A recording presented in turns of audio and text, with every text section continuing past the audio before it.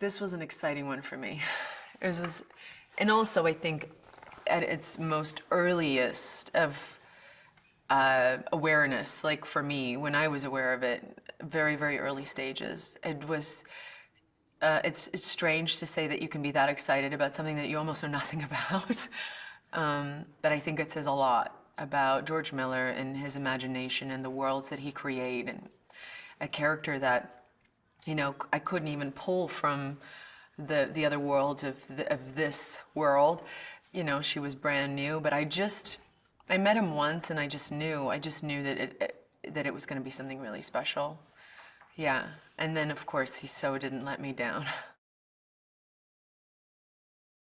I think there's a great challenge in setting something just logistically, you know, trying to dramatize a story that's in constant movement is very, very tricky. And I don't think a lot of filmmakers would do this for any amount of money, you know? You're limited to space, and you're limited to, you know, not just space for actors, but space for cameras. And it's very, I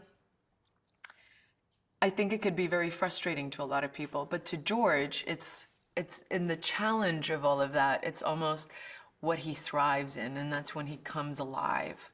And there were moments where I realized that that was all I was doing pretty much every day showing up in this movie, was getting in this war rig and dramatizing from this space that was this big. And there was a great challenge in that. And also, you know, most of the time, you know, really only having this part of your body that you could really explore storytelling with. And then you realize that it becomes the ultimate experience, because even though you're limited in certain areas, you have a filmmaker that is seeing possibilities where you could never even see possibilities. Broken, scared, angry, disappointed, frustrated.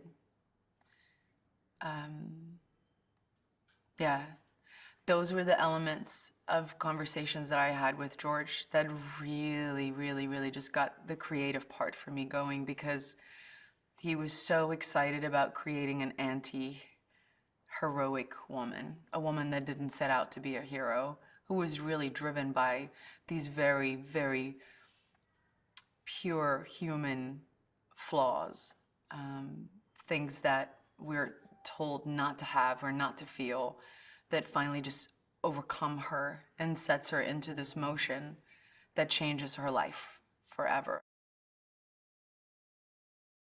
This idea that she's kind of saving these women, to me, just didn't feel as interesting as they belong to a man who hurt her incredibly, and she's just had enough. And she's going to take these women with her, and she's going to take what matters to him the most. She's going to take the most valuable thing away from her because he took the most valuable thing away from her. So it really is the ultimate story of revenge that starts this woman's drive off. And so it was, you know, there were little things that kind of geared us in a direction. And George was always so willing to go there with me. God bless him. You know, you can't do this stuff alone, and unless somebody kind of embrace that thought process, you can't do it. And he was with me. I mean, we were really eye to eye on that. And little things like the fact that she would never call them by their names, that she didn't want to know their names, because she knew the world that they were going into, and there's no room for attachment.